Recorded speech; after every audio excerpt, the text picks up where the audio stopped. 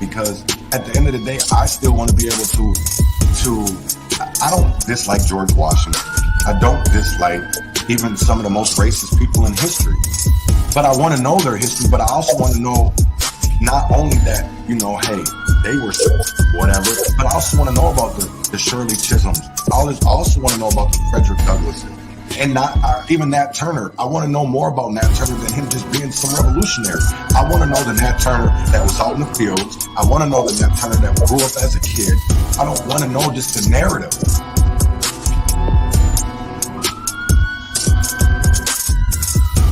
You know, tuned in, start begin, sir. Tuned in, start begin, sir. Tuned in, start begin, sir. Tuned in, start begin, sir.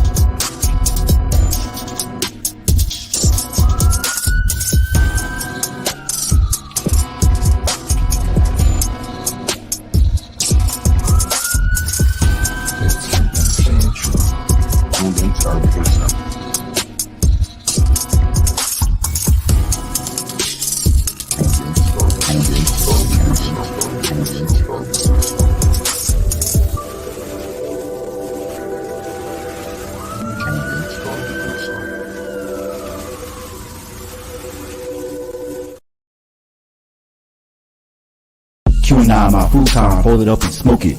Transgression, a progression of a war we ain't asked for. Transgression, a progression of a war we ain't asked for. It's madness, yo. All the things that we could talk about. Call it. But let's talk about these urban circumstances real quick. And basically it's we got this. So, revolution. Winter is frosty hand. Muhammad is the famed name, forever stand. Standing on royal fusing of justice for the few, ridiculed by the pale terrorists bent on genocidal obsession, rooted in fear of neglection and abandonment, fueled by nightmares of ancestors' jealousy.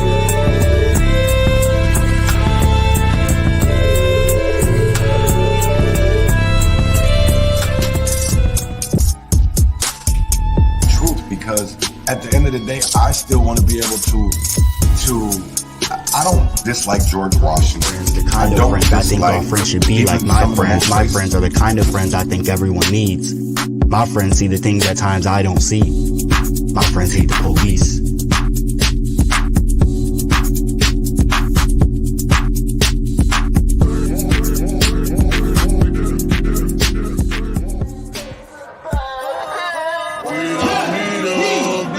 What has changed?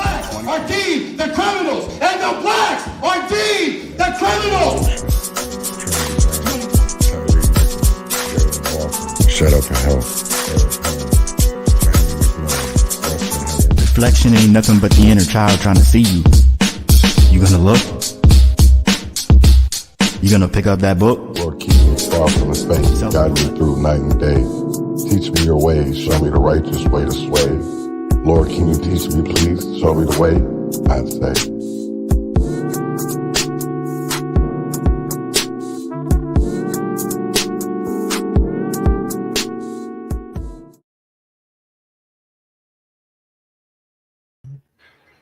Grand risings, grand risings, grand risings, grand risings, and welcome back to another episode of the Urban Conservative with Chaz Neal. I got something special for y'all today, man. We're going to get into the nitty gritty about corruption, about fraudulent behavior from our elected officials, from our nonprofits. But first, you know, I'm this season doing different this year. And I'm going to start off, you know, pumping y'all up, getting y'all ready.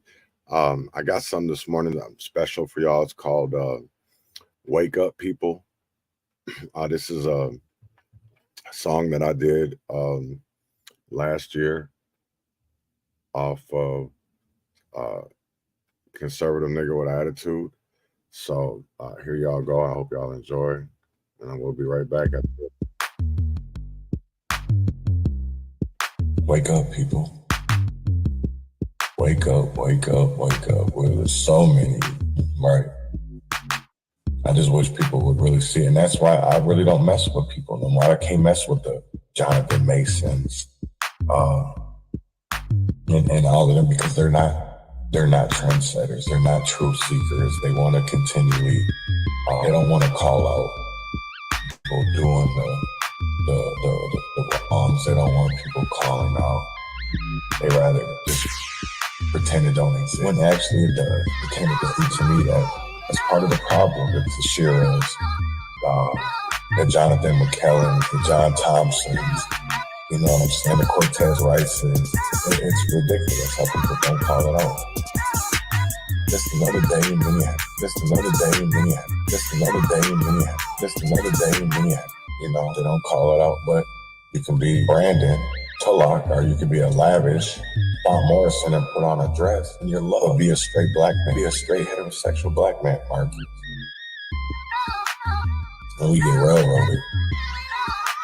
They put on that dress. Everything is all right. Well, I'm telling you, boy, y'all just listen to some of the stories these people talk about after the protests when they go out drinking and after hard on the wine bottles come out. When the lights go out. Just another day in Minneapolis. Just another day in Minneapolis. Another day in Minnesota, another day, Detroit, Michigan.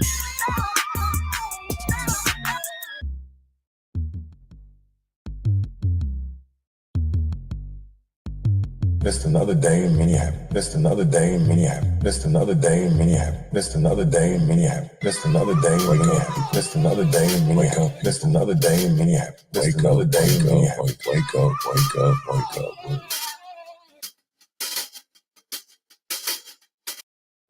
This is my family, and this.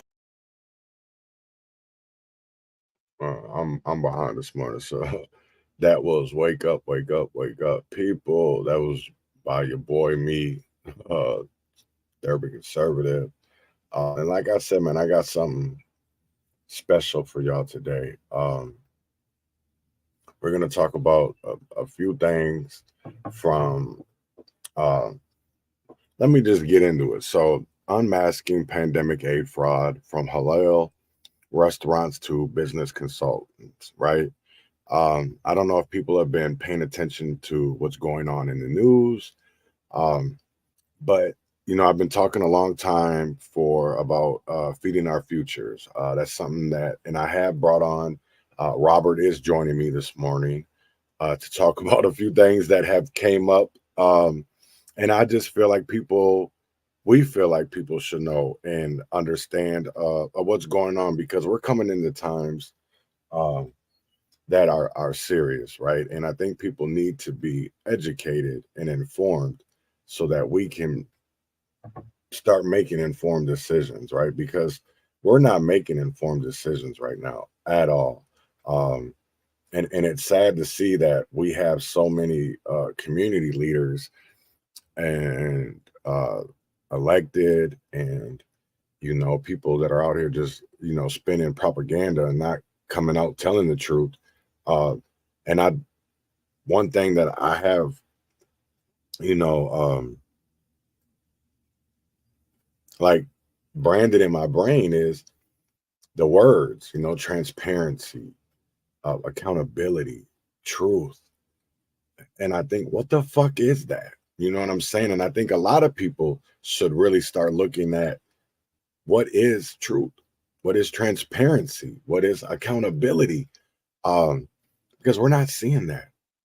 We're not. And I don't think people are paying attention to what is going on in our communities. And I'm not talking about North, South Minneapolis or St. Paul. I'm talking about St. Cloud. I'm talking about Rochester, you know, Albert Lee, Owatonna, Duluth. You know, there's so many other places that are experiencing fraud, but just on different levels. And when are people actually going to wake up and see what's going on? Because it's going to hurt our communities. Big time, it's going to hurt us. And we need to come out, say something, because there is people that are speaking out, right? But a lot of it is said in court transcripts. And that is the biggest problem, because there's been a lot, and we're gonna discuss this morning with Bobby Champion, feeding our future. So don't be shocked at any names that you hear, because like I said, this is unfiltered truth. We're definitely not scared to say names or any of that. So because this is about accountability, right? This is about truth. This is about transparency. I'm going to be honest, because all we're doing is putting out court transcripts, right? It's nothing different. A lot of the stuff that we're putting out is public information. It's just that people don't know where to look. They don't understand where to search, or they don't know what they're looking at. And that's what we're here for, is to help break it down, because I love what Deanna Winter's doing, right? Bill Glenn.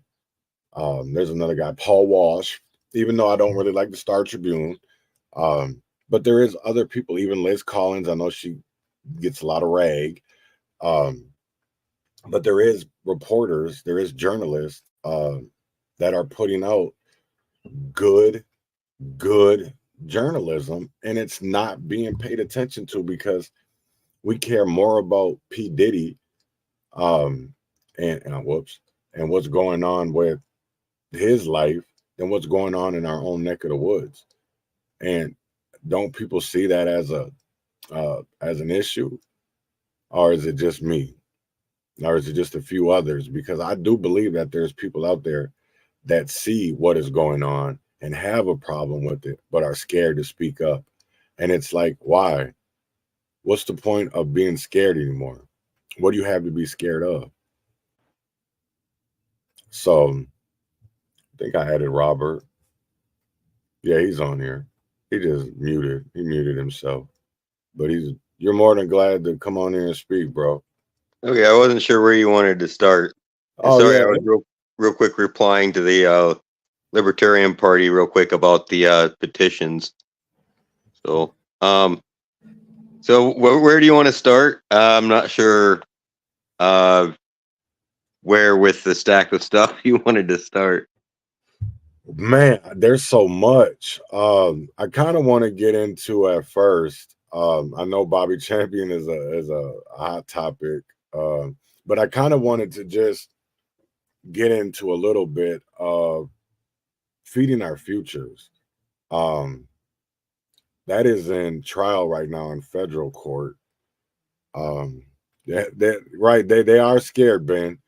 They definitely are scared to talk.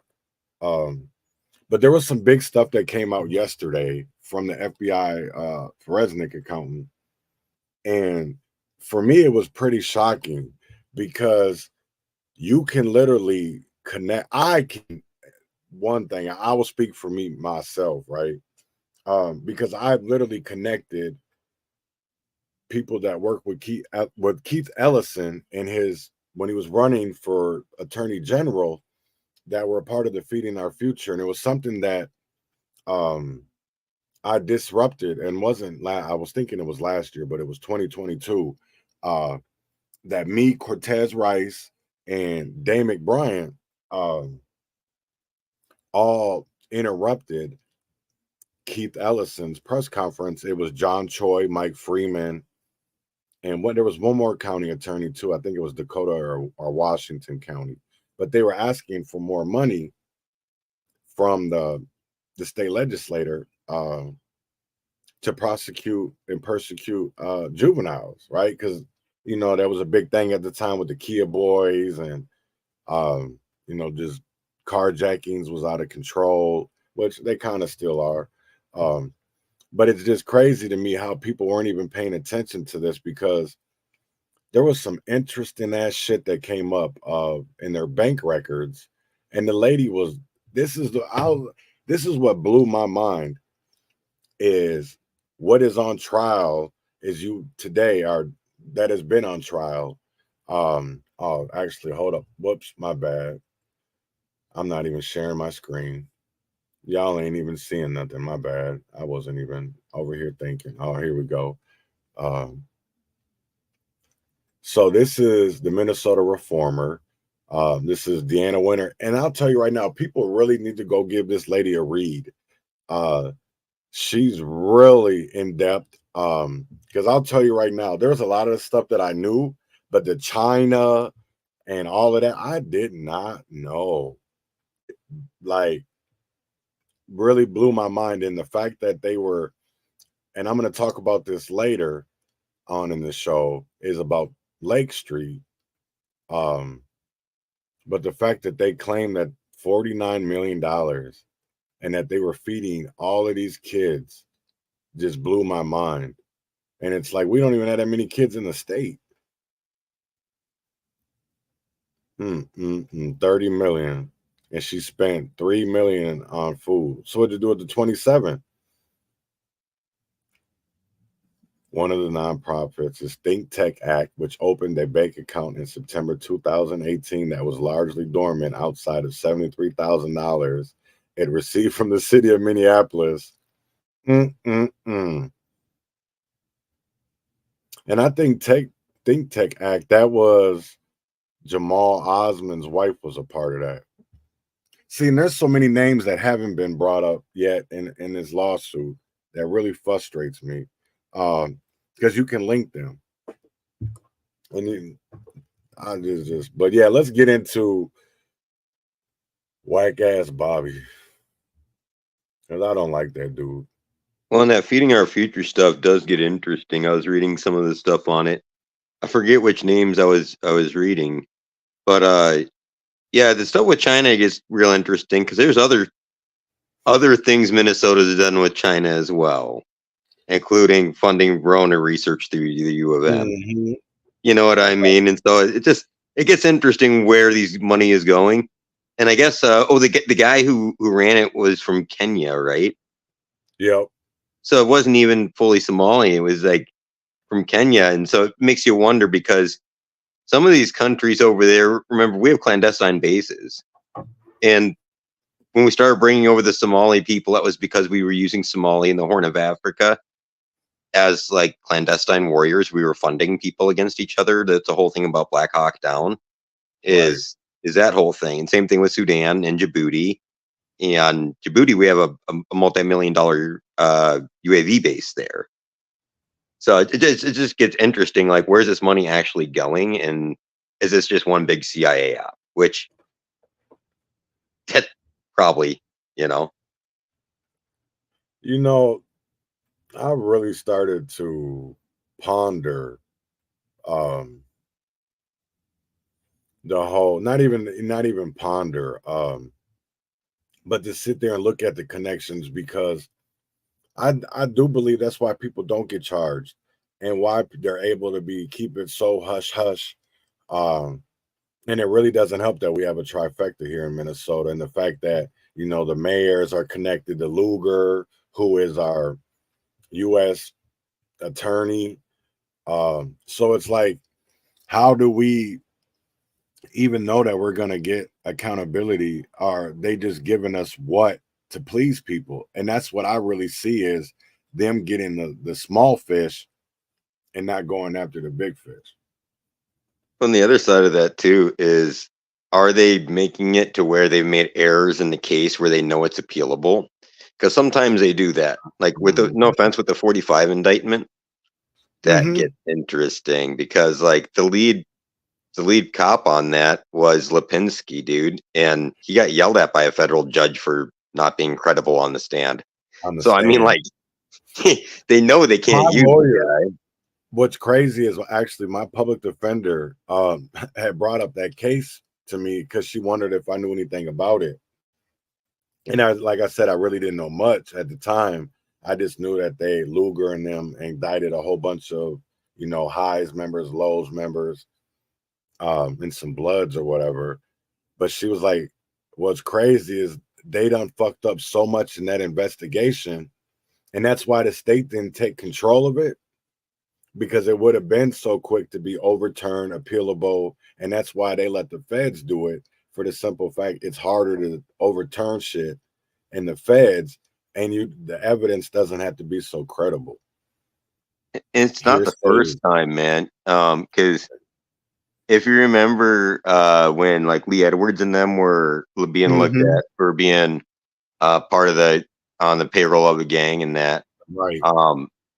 that entire investigation got botched, and so it got ended up stopping. But they did actually prosecute, I believe it was Hipley, Robert Hipley, which is one of the officers actually from Haynes's case. It's the reason I remember that name.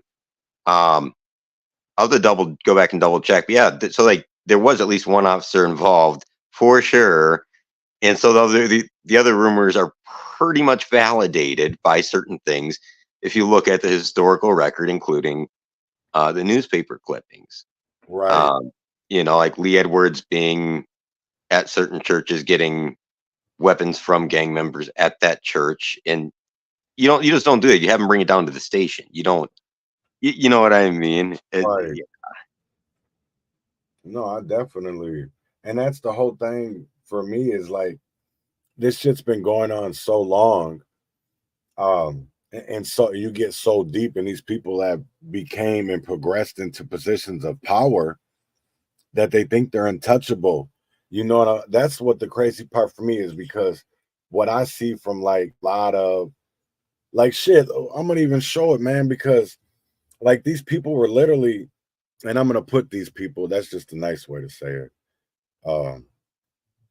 But shit, the way they were flaunting on social media. I mean, some of this shit really blew my mind. Like here's right here pictures. This is what FBI, DOJ, whatever you want to call them, indicted yesterday was Bobby Champion's grandson. I don't know. He's some relation to Bobby Champion, right? But he's got all these pictures with politicians. Of course, there go Bobby, but there he goes again. But this is the one that tripped me out because he's like, I've done a lot of work to get where I'm at, but I have to keep working. Man, what? Scamming the community? That shit, this should be totally wild to me. Because wait, there was one, here it is. I like anything you niggas can't afford. Standing in front of a piano.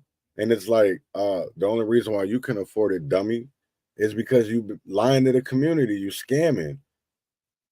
And he's not the only one that he has organizations that are doing this. Okay, this is exactly what we've been saying. Is what they do is they have these organizations they give money to, and they get positions of power, and in turn get votes for anything that these people say. The community's like, oh yeah, these people are cool. Look at them, you know. And then they end up getting the money directly from basically Bobby Joe, right? The way that they put it out in the grants and that they worded a specific way, which he goes on KMOJ and tells people. And yeah, basically it's a free for all, man. Thank you for bringing up the Camo J piece. Where do you think that the tax shortfall and everything else, where do you think they're gonna get that from? All those new businesses they just gave all those grants to, and all that real estate space that they can't fill because businesses are leaving. Who's gonna pay that rent? Right. Are those businesses going to be viable in the long term? Those are questions to start asking, because the DID is really itching right now. You know what I mean?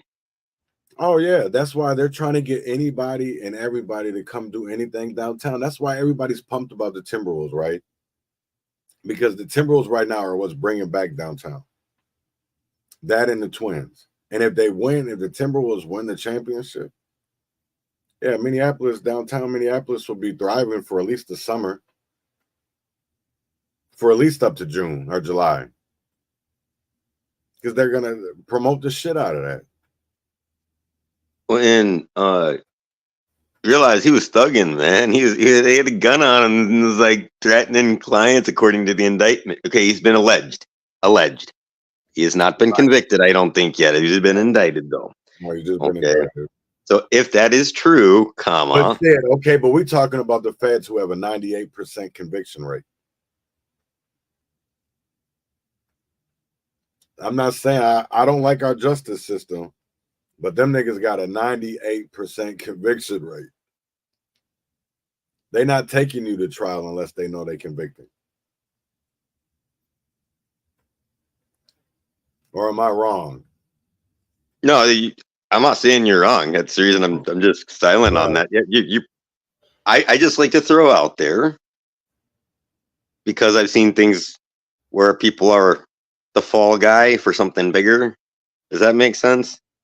So yeah, they may have done something wrong, but there's like a whole big racket going on, like big huge money laundering thing that everybody's involved with. Does that make sense? And they're just gonna pick off the small fish at the bottom, make it look like they do something. In fact, that's what they do with a lot of the drug shipments. If the Border Patrol or DEA in that area is shady, they'll let certain shipments through and only hit other shipments to make it look like they're doing something when they're making money off of the protection racket. No, and I've been said that for a very long time, that this shit, they just make this shit make believe, man. There's no fixing the issue, because if they really wanted to end the gun violence, you know, that they could nip that in the bud so quick. But yet when they bring the drugs and the guns in the community, it profits. They make money off of that shit. They make money off of it, because then they know that they can throw it at churches, they can throw it at nonprofits that who are all under the guise of making change and reform, but all yet nothing ever changes. Because I will tell you like this, and this is what pisses me off, because I'm somebody that is black, right? Even though I might only be half, whatever, America sees me as black, right? I'm a black American. My ancestors are American descendants of slave. Well, that's what I am, but they were slaves. And I don't see people fighting for us. It's we continually get lied to. They said they were going to get rid of all of these things that harm black people, right? The shit that they did to George Floyd, right? They were supposed to get rid of that. Nope, they didn't. That's still in their books. No knock warrants, a mere lock. Well, they didn't ban no knock warrants because we still have them. It's just with exceptions, right? But I'll tell you right now that the warrant that they had for a mere lock would be the same warrant they would be able to get with exceptions, because of the crime and because of the activity that was going on at that apartment. But they don't want, y'all don't want the truth. That's the crazy part. Nobody ever wants the truth. We always want what makes us feel good. It's like with the African American Family Preservation Act. That's nothing but a bunch of words to make us feel good. It's the same thing with proclaiming racism a public health crisis, to make us feel good. Juneteenth, to make us feel good. Black History Month. But do we ever see change? Do we ever see it? Do we ever see change? Both sides have been co-opted, man. And I'm not saying that in a bad way. It's a straight up truth. You have the Zionists on the Christian right, okay, right? I'm not saying the far right is anti-Jew, I know, but you know, you have the Christian Zionists, and then on the left, though, a lot of the socialist side of it has been infiltrated by socialists from Eastern Europe that just happen to be Jews. Franz Boas, you go down the list. One of the guys that founded the NAACP I posted about was a former slave owner, dude. He co-founded the NAACP. He became a communist. You know, W.E.B. Du Bois, you know, some of the big names. And so you have to look at how they were influenced, okay, and how these social movements were taken over. And realize, like, there was race riots in the 20s. And then there was a backlash, yeah, in the 30s. And then you had the KKK uprising again and whatever else. But it wasn't just in a static environment. It also was in response to certain things. They got in control of a lot of the unions, right? But then they also were the thugs that would come bust up the unions. So they played both sides of a lot of things. And so you just got to realize that, like, if you're having a group subverting you for their best interest and not your interest, maybe pause and take a gander at it, you know? And so you see some of the social organizations that support certain things with Terran Crews. Okay, right up there with him. Right. It gets interesting, and it even gets it's not just a religion or a race thing, because like, okay, so when George Floyd was brought up here, there was an actual program bringing people from Texas, specifically with fentanyl and opioid addictions, to Minnesota for treatment at Turning Point. 90-day treatment, and then they were turning people out. I'm sure that there was people in Minnesota that they could be treating as well. Yeah, they got a partnership with North Memorial, right? I mean, like, there's other things going on here. But Hayden is the father of the guy who ran that is a father of Philip Hayden, who got in trouble with some of the stuff with Ellison back in the day, right? And with some of the funding for like CSI and that. And so it just gets interesting, dude. But these people have been doing it for a long time, and half the organizations in Minneapolis aren't even registered, including churches. Just like some of the companies in the rural areas aren't even registered. Do your research, dude. If you're going to a church, just look it up, please.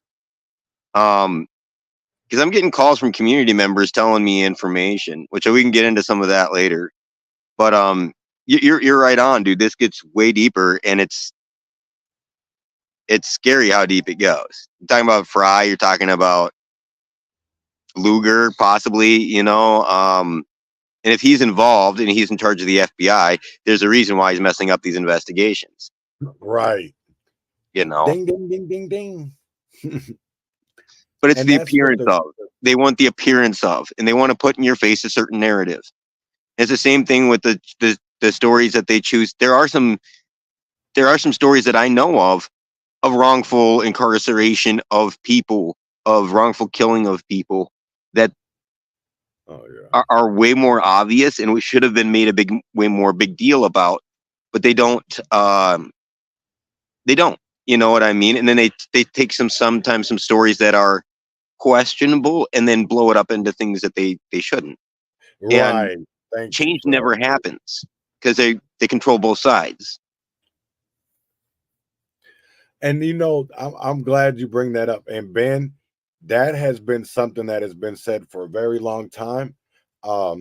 People just don't want to talk about it. They don't want, you know, and that's the one crazy thing is because, you know, a lot of the stuff that I've said or the information that has been brought up, people are like, oh, we know about that. But wait, you know about it, but you don't care about it or what?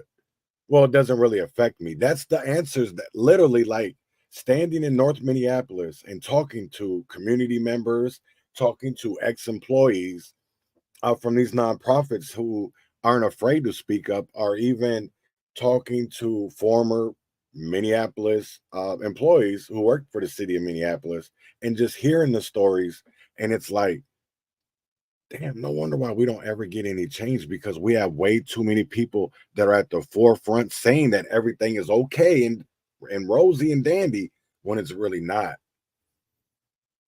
And then you get shit like this when the news comes out, because people are so already indoctrinated and brainwashed to think that when certain news media comes out, don't listen to them because they're lying. Don't listen to them. They're lying. That's what happened with the fall of Minneapolis. And I'm not saying that everything in the fall of Minneapolis is the truth. That's not what I'm saying.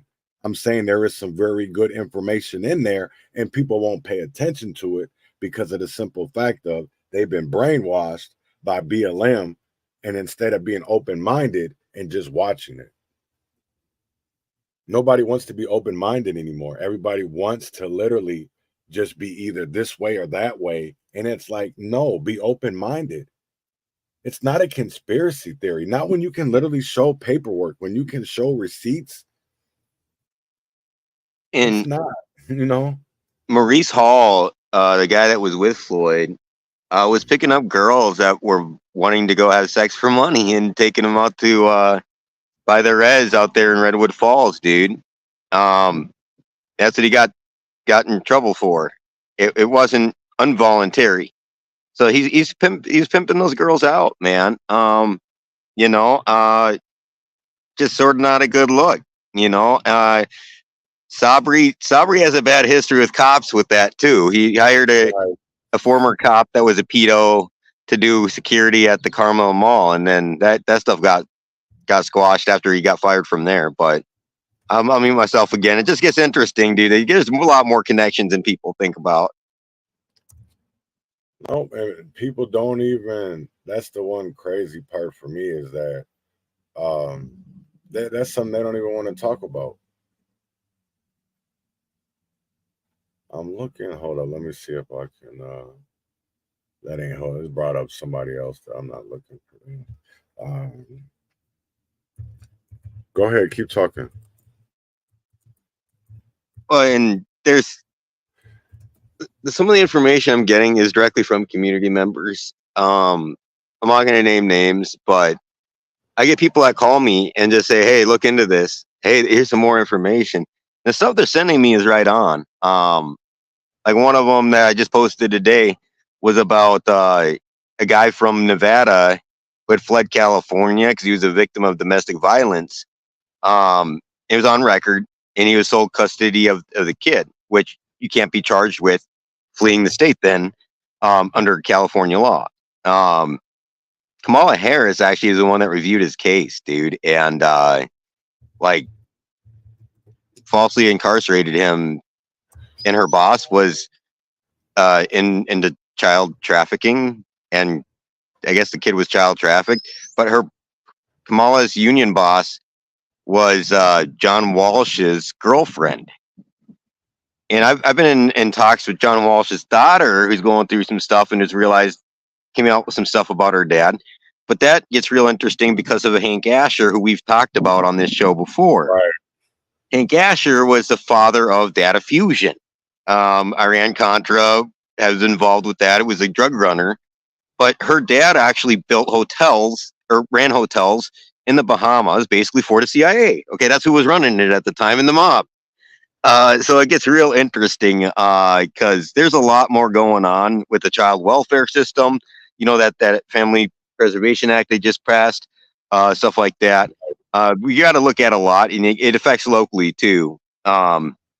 If kids are being abused, they need to be taken care of, we don't need to be ripping kids out of homes unnecessarily and having the state take control of them, especially if they're being trafficked, which, given Minnesota's history, especially I've talked about Scott County before, you know, it has a terrible history with their child welfare system. There are some good people in there, I know, but like Hennon was a foster parent for 20-something years and like to rape kids.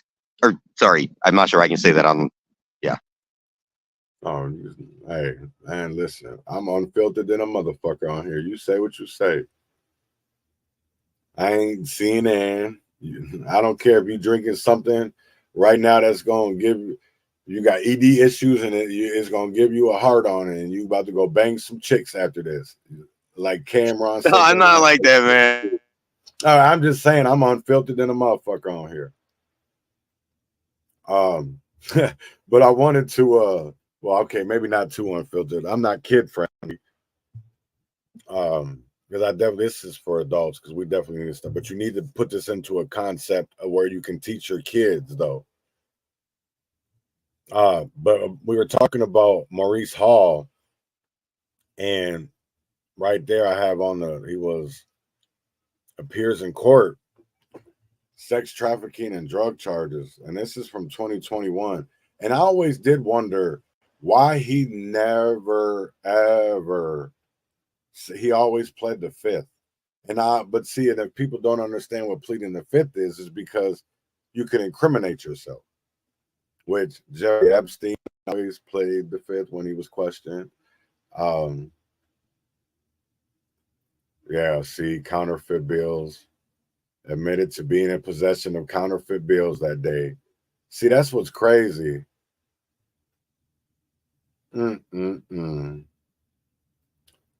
Courtney Ross testified that Floyd bought the drugs from Hall.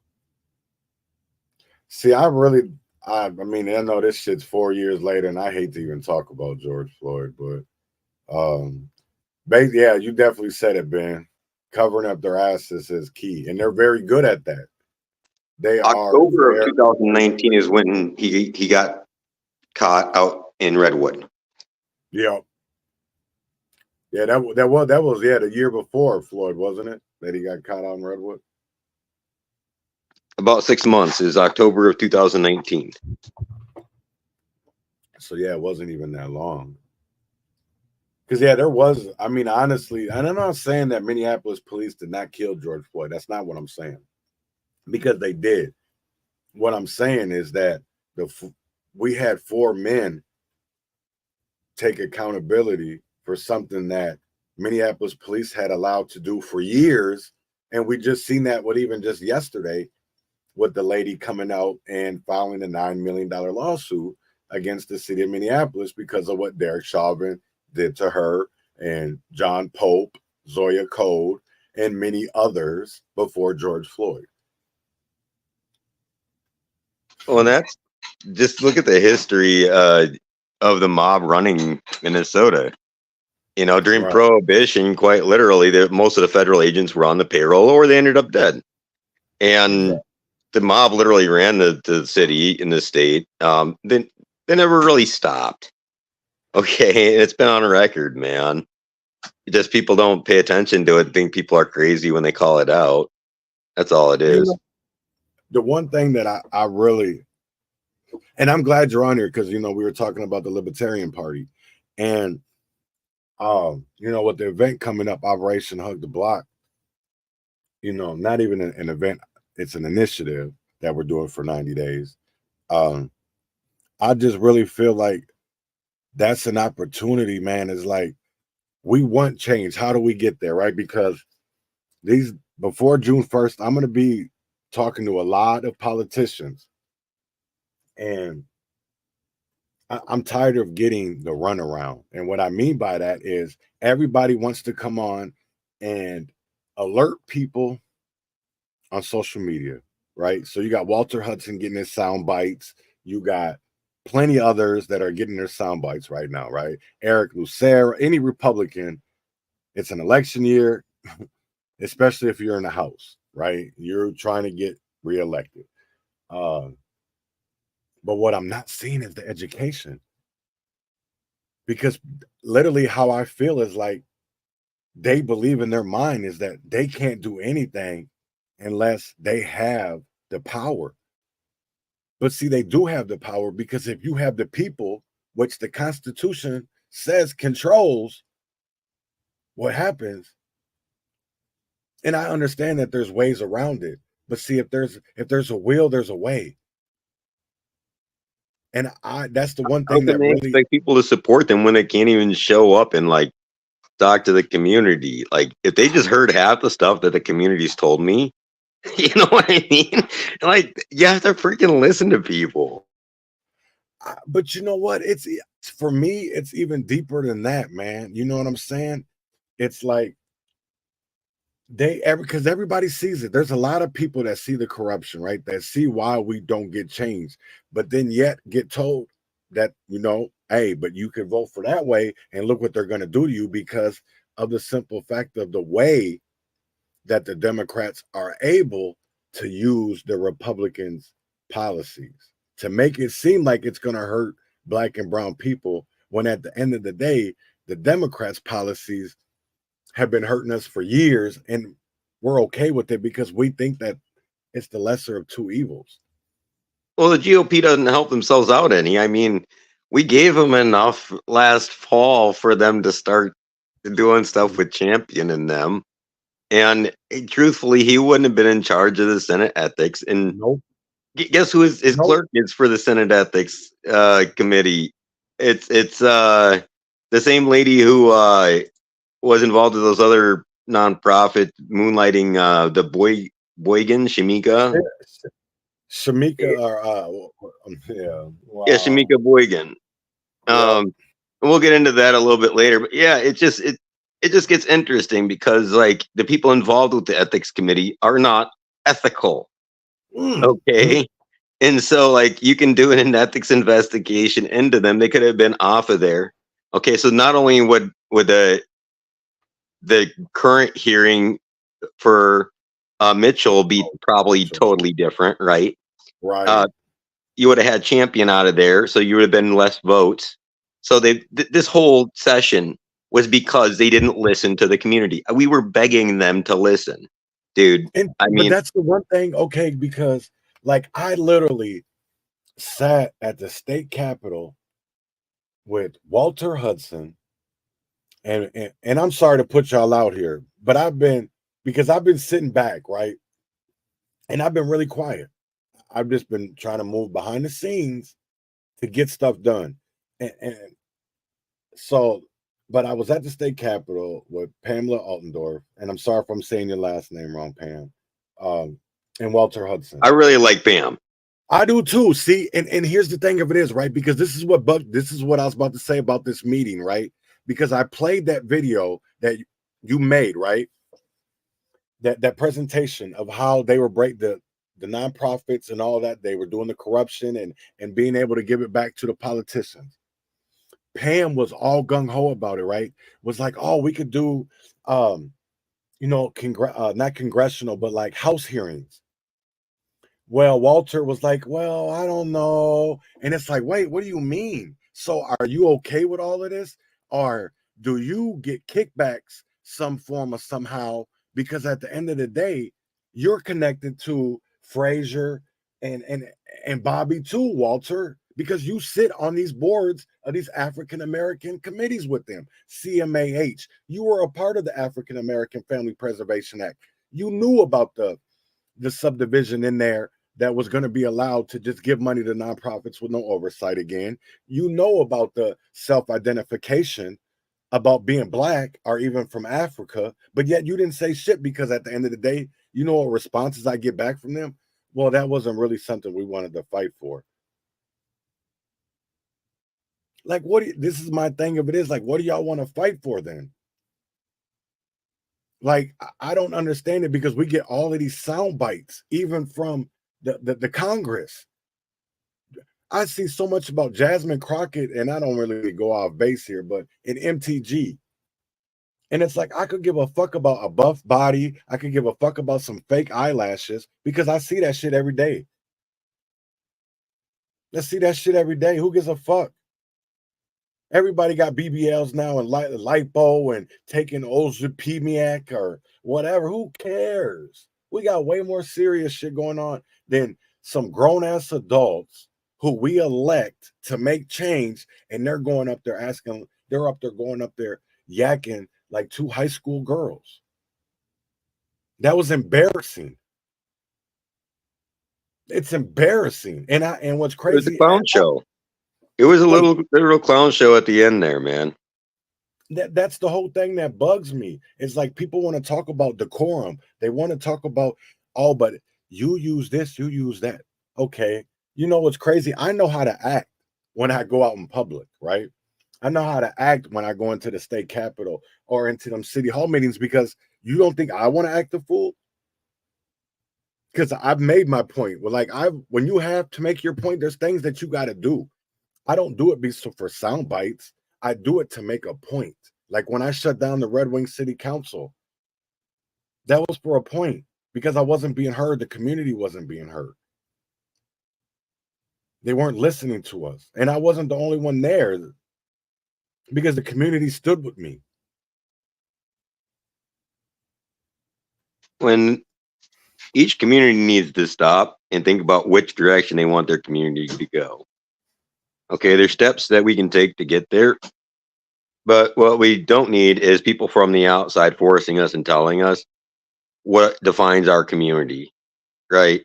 I mean, we've allowed society to do that for too long, whether it be through churches that aren't teaching the correct things, that are just brainwashing people for money, and sometimes a little bit of other things. They get in trouble for it, the pedo stuff, money laundering, you go down the list.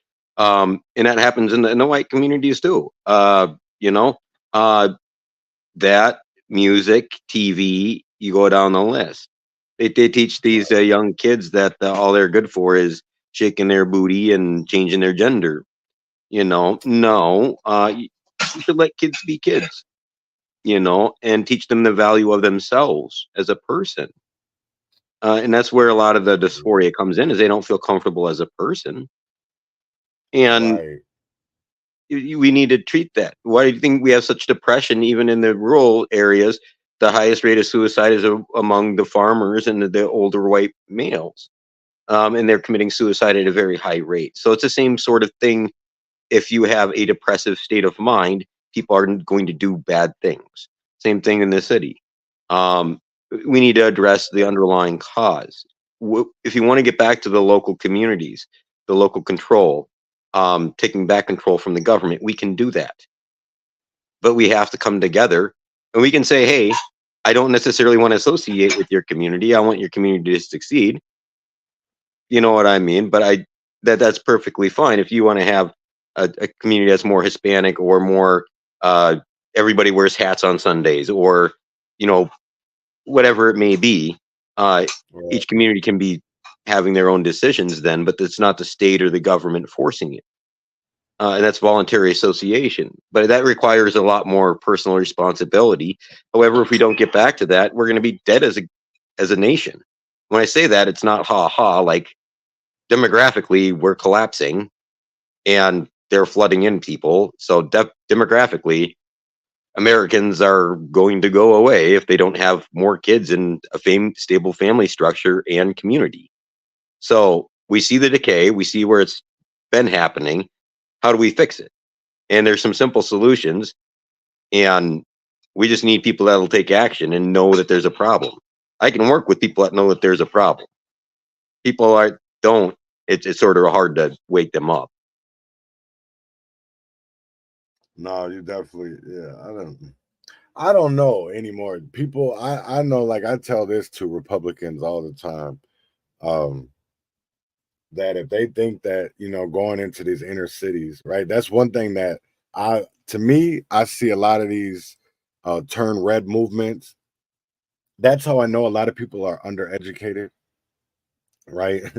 And I'm glad there is conservative influencers out there like Sonny Johnson, who is combating narratives and propaganda, because there's certain places they think that if you live in a sanctuary state, doesn't matter if Donald Trump gets in if you don't do nothing locally. It doesn't matter. You already have statutes and law that your government, your state government, is not going to help the federal government to come in there and get people that are considered immigrants. They're not. It's not the way it works. And one way to combat some of this is you have to be very careful about how you do it, is the constitutional sheriffs movement. Mm-hmm. And then also the people that are pushing for convention of states. Right. If you get the right people on there, because we do have the ability to do a convention of states and abolish our current form of government. We have the ability to do that. Constitutional sheriffs, same thing. I'm not sure if it's happening in Minnesota. I don't mean to cut you off, but what's crazy is when I brought up that similar idea, people were like, so you kind of want to do like the Boston Tea Party? You kind of want to start a revolution? And I'm like, yep. We're already in a revolution, whether you like it or not, dummy. Like, people just aren't awoke to it yet. If people don't understand, because I'll tell you right now, and that's why I'm glad I've been bringing up the Barry Goldwater and Donald Trump, two similar, people, in a long ways of how similarities to other ways of that, forms of history. And I do believe that this is one way closer, that if Trump did become president, and I think that's why they're fighting so hard for him not to be president, is because they know that if he became president, what would happen? And I'm not afraid to say it. There would literally be a race war. They want a race war, and they've already been trying to kick it off. Right. And they've been making both sides really extreme. There's people on the left that I've worked with that when you actually get down to conversations, they're not going to be happy until basically all white people are oppressed, in their own words. I'm like, no, I'm not about that. Okay. no, like not gonna mess with that. You know what I mean? There's people on the right that say the same thing. No, we don't oppress people. We can focus on our own group doing positive things. Does that make sense? And making the change that we want to see. But we don't have to oppress people. And they've made both sides so extreme that they are talking about race wars, literally. And this is one thing that I want to show people, because when I talk about a revolution, right, and I talk about, the Boston Tea Party and, the Civil War and all of that, because it's coming. I'll tell you this, that if Donald Trump does become president, you know how we had the Union and the Union and the Confederate? Well, yeah, we definitely going to go back to that. The succession, whatever they want to call that, seceding from the government. You're going to have certain states that are going to do that. And know this, unless and until Joe Biden does finally begin to enforce the immigration laws, I will continue to bus those migrants to sanctuary cities across the United States of America.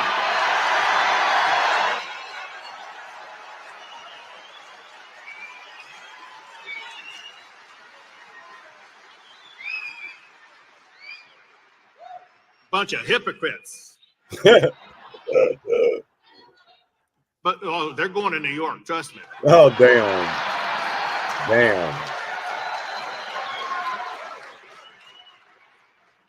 Their Adams needs something to do. Ooh. And know this. And that's the coldest part about it all, man, is like, and he's addressed, this was yesterday at the NRA. So you look at, am I muted? Oh, no. If you look at some of the biggest blue inner cities, we're talking about New York, we're talking about Chicago, and they're also sanctuary cities, but not actually just cities, fucking states too. So while this is why I laugh at Mark Carter and them, right?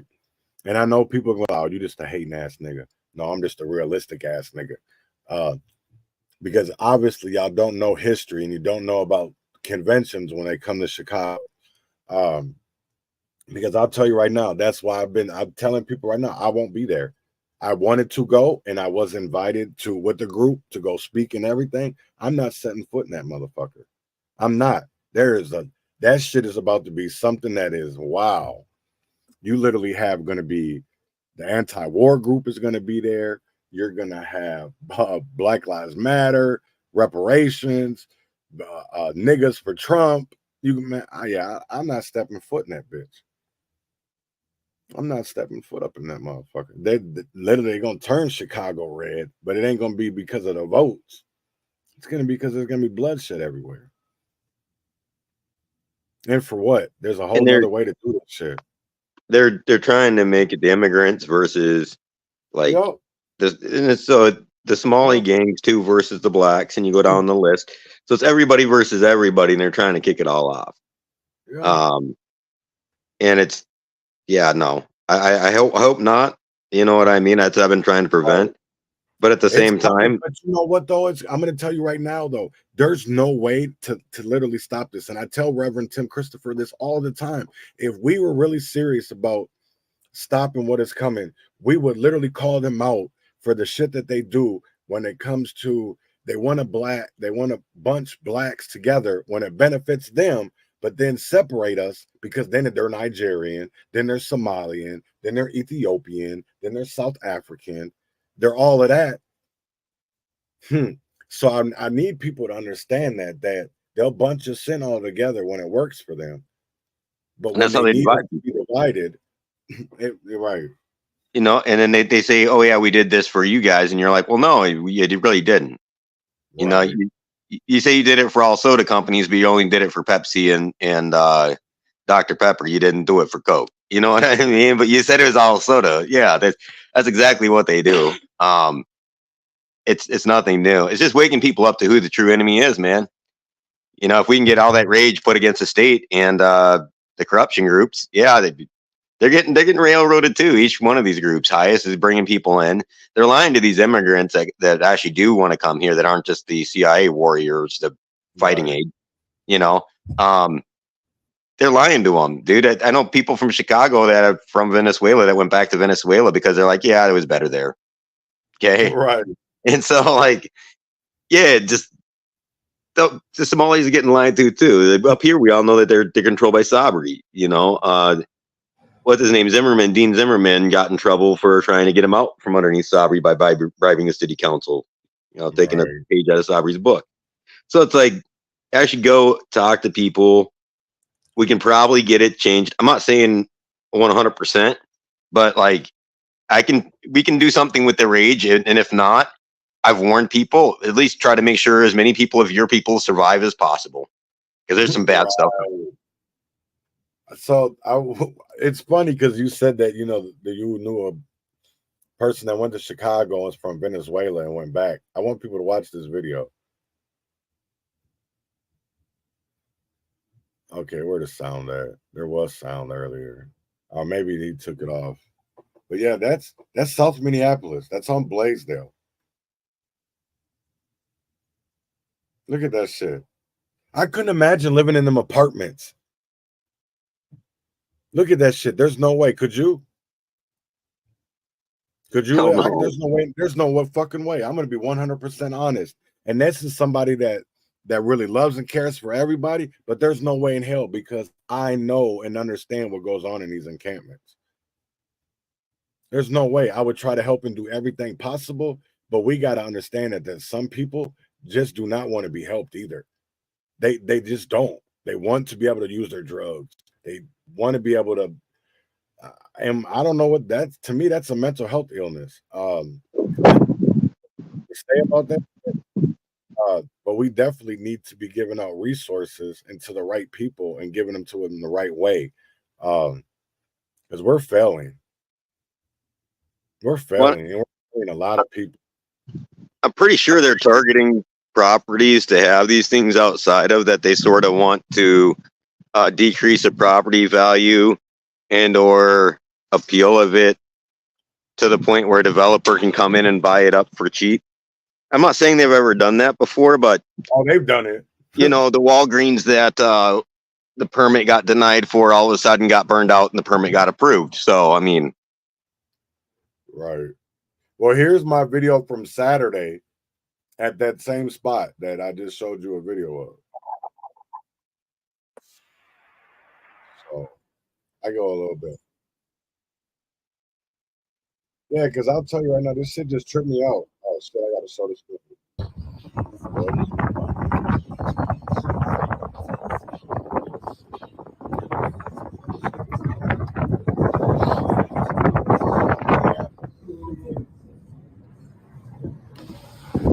This is Lake Street, right by where the old Kmart.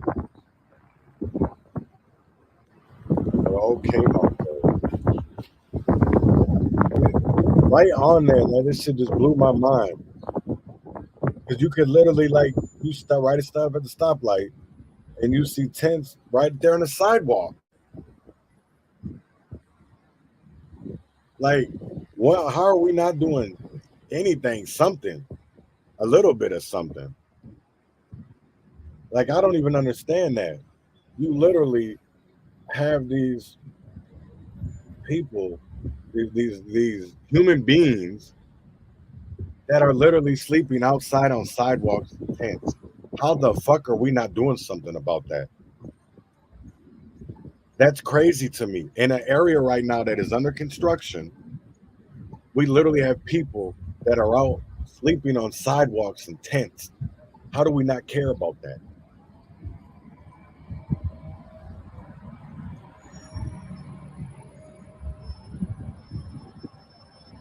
because we got the Timberwolves and the Twins and right.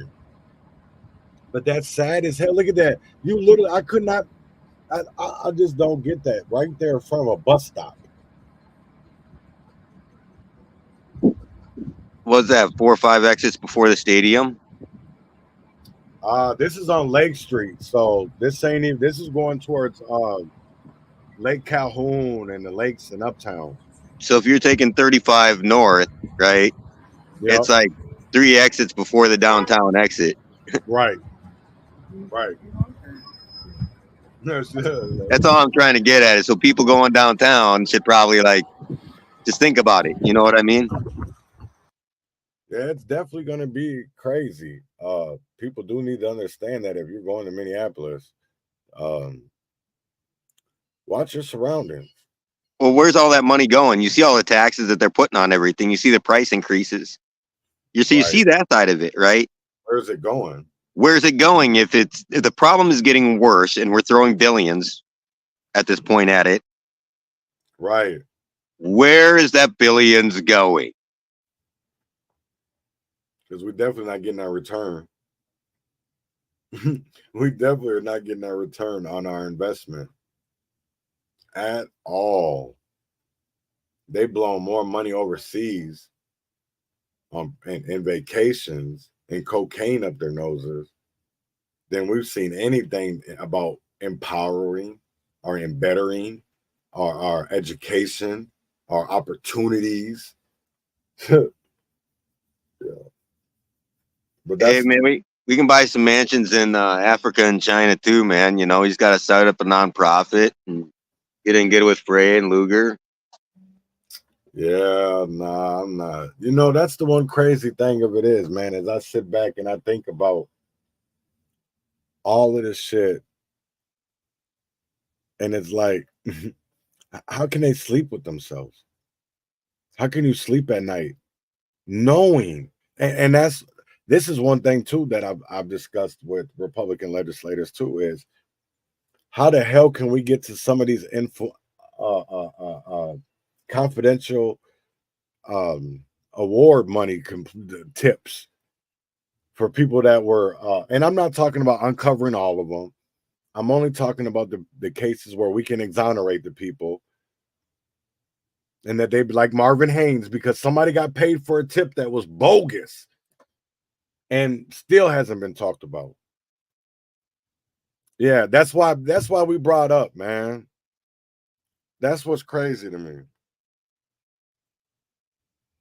Because I'll tell you right now that, and I'm sure maybe they did get that type of money. I don't know who Rob Smith is. I know he was the gay Republican that got called some names or whatever. And I didn't even know he was actually out here in 2020 when all that went down. But I know that definitely that was something that was corruption, or not corruption, but the waste of money. Because there was a lot of George Floyd that name brought in a lot of money to Minneapolis. A lot. That even still the Minnesota Freedom Fund is still, I think they had like 30 million left from bailing out people. They don't even know they got so much money. They don't even know. They get in trouble also, their leaders or whatever, for doing stuff they shouldn't. Yeah, the one lady at the Freedom Fund got busted at the Mall of America. She had cocaine in her purse. One got busted. The only one that was actually really still doing good is Eliza. I think he's the only one that hasn't been honestly busted for something recently. But everybody else around these people, man, they've been, there's been a lot of shit going on. That's why I say it's even hard for me to work with Deanna Witt when I know the things that she's been behind are, and maybe she's just a puppet and I need to get like, yeah, you definitely right about that, Rev. Thank you to her, because she's busted some stories wide open. Who, Witt? Yeah. The sheriff? No. Sorry, I thought you said Deanna. I'm sorry, Winter. Oh no, I'm sorry, not the Witt. Deanna. No, because you were talking about bringing something to the Hennepin County attorney, and not attorney, sheriff, which is Deanna Witt or whatever the hell her name is. And that lady, man, I had a whole interaction with her in 2021 during the Derek Chauvin trial. So my interaction, yeah, she was just a trip. And she wasn't even a sheriff then. We can try to get somebody into that sheriff's position that will be a constitutional sheriff, because I guarantee you there's a lot more going on with Hennepin County than people realize. Oh, there's a lot. Those boys were advising Hennepin County, the ones that just got busted. Right. And that's the one crazy part that nobody's going to want to discuss, right? Of who they were consultants. Consultants. Who are they consulting for? Nicole Mitchell? Nah, I don't think they don't do burglaries. But if people want to know how some of this works, I can show you Shamika's stuff from that phone call I got last night that I looked up some stuff. Now, I'm not 100% sure on part of it, so I'm not going to mention that part as far as relationships to people because I haven't confirmed that yet. But I do have more on her. You want me to add your other screen? Let me see if I can share that one first. Okay.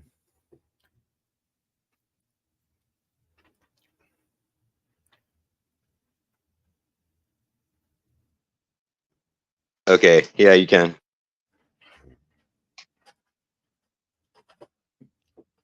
Okay, so this is from the Senate DFL staff that they welcome Shamika Boygan. This is January of 2020. And it goes through some of her stuff that she's done. Okay, she's been involved with a lot in Minneapolis, including Minnesota Orchestra, Shiloh Temple, the West Broadway Area Business Coalition, or Business Area Coalition, Pulse Outreach, and more. So I looked into her a little bit further and came across this, Reliant Ministries, and she seems to be part of this church, Sanctuary Covenant Church, in North Minneapolis. She's their director. Oh, wait, 1 second. I need to share this tab instead. There we go. Okay, Reliant Ministries. And they're involved with her over in North Minneapolis at Sanctuary Covenant Church. Right there. She's their director of neighboring. And so then I looked up Sanctuary Covenant Church. It gets interesting. Sanctuary Covenant Church has an EIN, an employee identification number. And give me 1 second here. I'm going to share this tab. And so they have an EIN on here, but the IRS does not have any record of their EIN. They're not registered with the Secretary of State of Minnesota under any of their names. Fuck out of here. No, yeah, okay, like quite literally. What? Okay, so I can show you here. Okay, we're gonna copy this. Yep.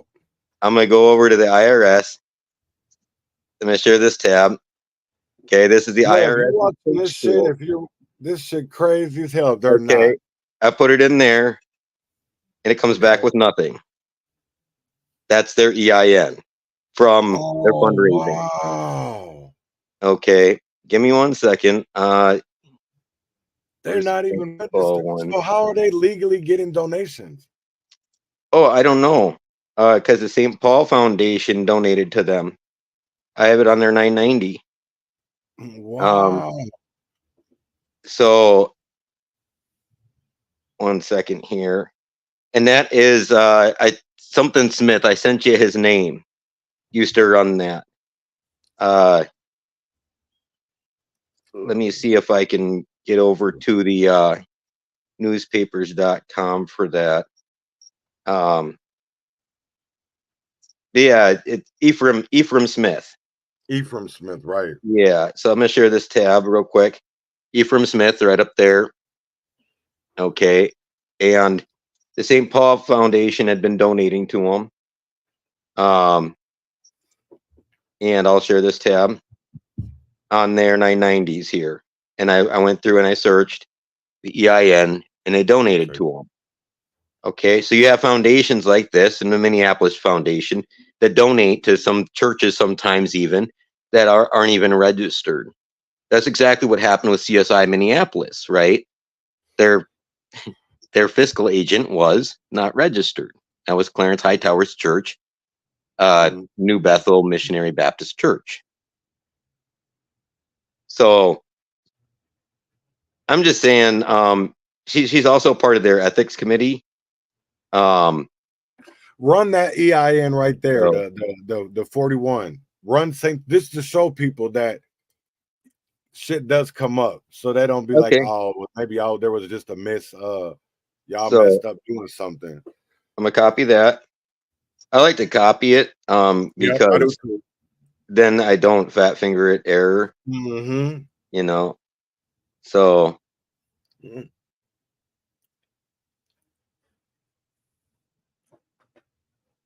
this is for the nonprofits, right? So if they don't register as a nonprofit, it's different.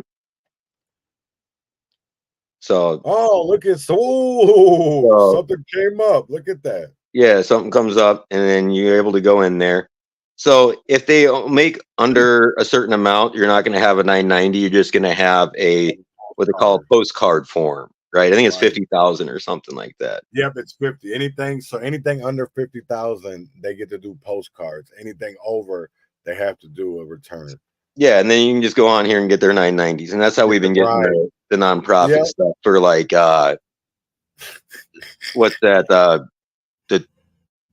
This is why they hate us, bro. Yeah. This is why they dislike us, because the shit that they say we can counter with, and it's not just rumors. We can literally have receipts with it. We have paperwork, and that's yeah, what like okay, a Mother's Love Initiative. They pay for rent or whatever, but they're renting from who? Is that the LLC that got the business? House? Yeah, but was it under the LLC, and are they paying the LLC? So she's making money off of that. Right. You know, through rent. And it's not a big deal, but you got to be transparent about that. How much money are you making on rent? And they don't, nobody's transparent.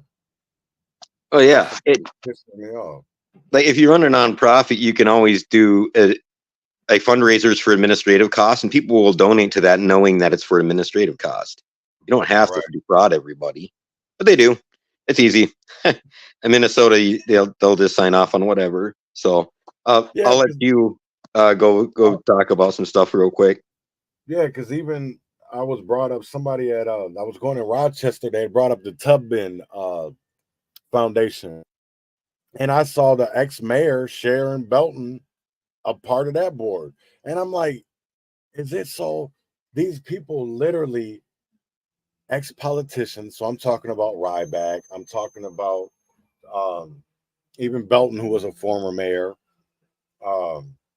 Former city council members that now sit on, McKnight Foundation or the Polad Foundation, and make all of these decisions, giving money to nonprofits for school education, for policing, for social justice. And then we wonder why we never get no change when even the Minneapolis Foundation is sitting on billions of dollars in investments overseas. This is a nonprofit. They donate. Minneapolis Foundation donates to places all over the U.S. too. All over the U.S. too. Right. No, I know.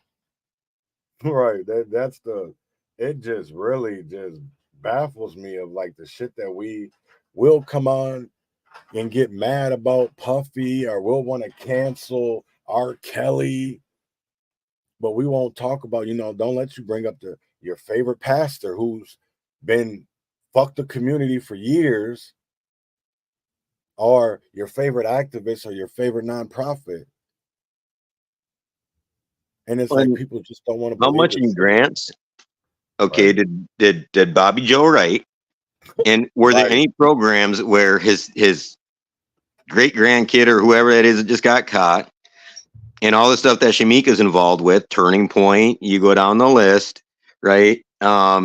All the stuff that she's involved with the church and the St. Paul Foundation, whatever. Okay, is any of that money flowing directly to the stuff she's involved with?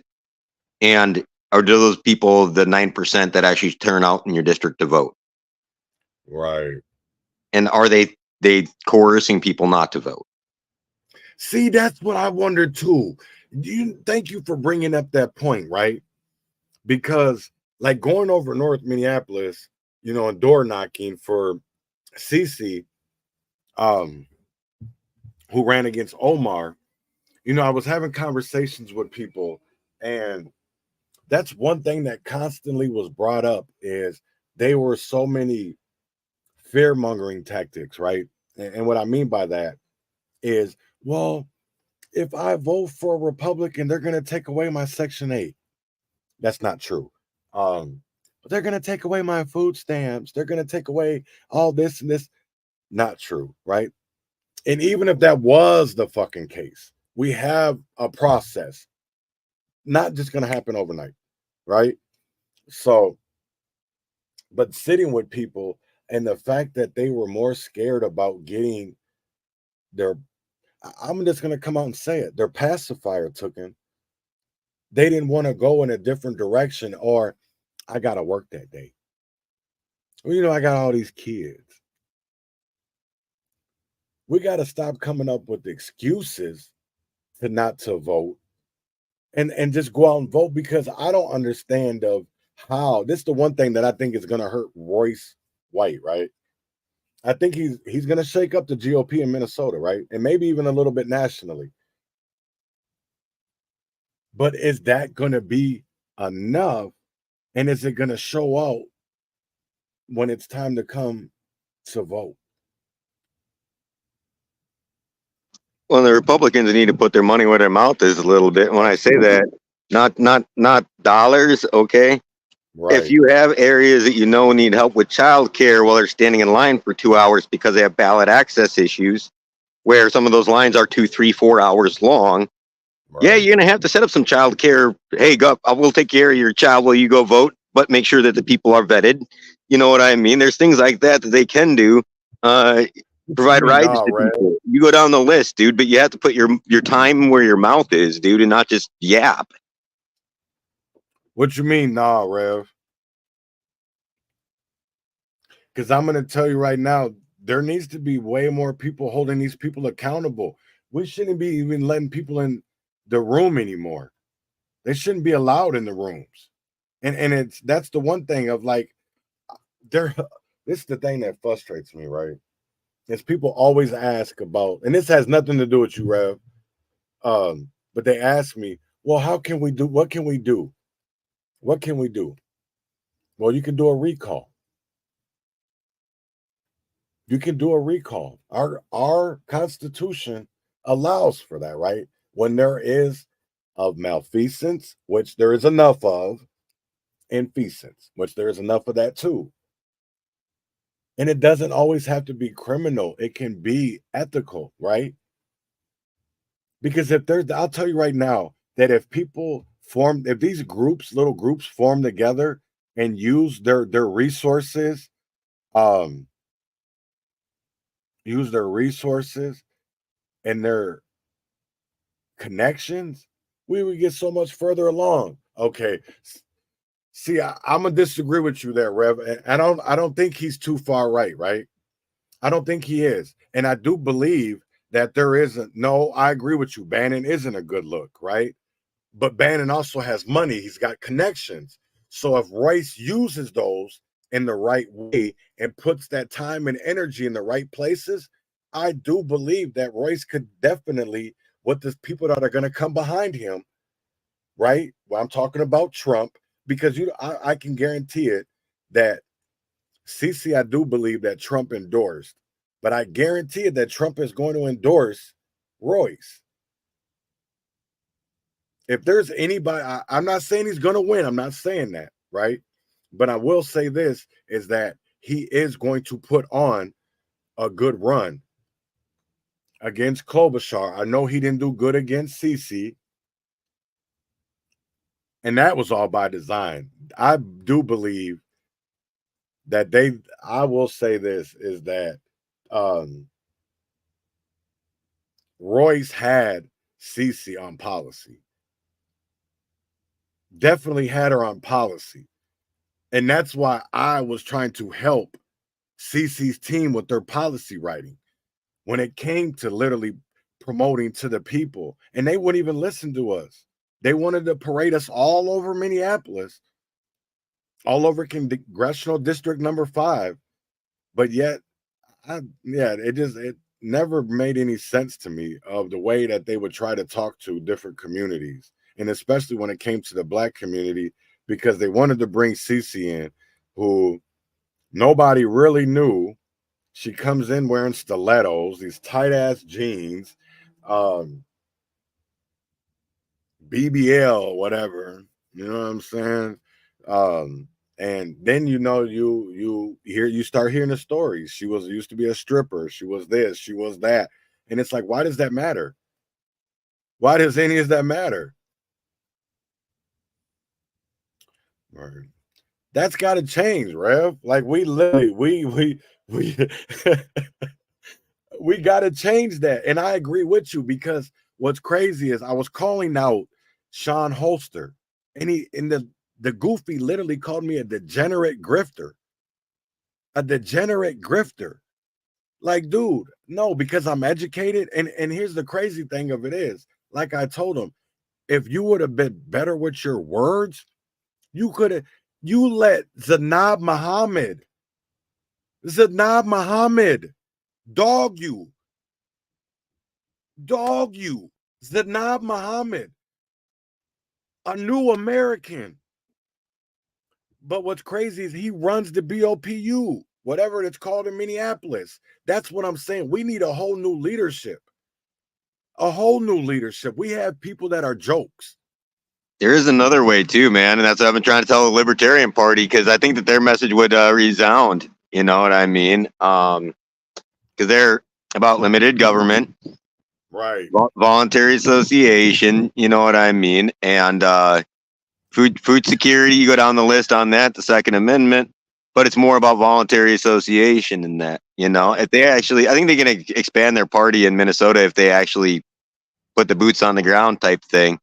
Because it's totally another option, you know, and that's why I think when I listen to Mark Carter and Derek Gibson and some others, I do believe even in Marcus, I forget his last name, but he's in Rochester, New York, and he's running for New York seat. I do believe that we can take back here. I'm not even gonna say take back, right? But I'm gonna say this is. I'm going to get to that comment in a minute, but let me finish this, Rev, because I don't know how to think about this, right? But I do believe there is an opportunity that if we united, there is an opportunity to sit here and take over the Republican Party. I'm not going to say take back, right? Because we grew up as conservatives, and we literally look back as human beings, as individuals, and we look up of how we were raised, right? We were raised in a conservative, traditional manner. If you're over 40, you cannot say that you grew up in some weird ass type of whatever, because at the end of the day, you're alive. You might have grew up, your parents might have been hippies, but they were definitely about family. And people take that conservative shit and bring it to a whole nother realm. And we need to literally keep it for what it is. Family. And it doesn't have to be about, go ahead.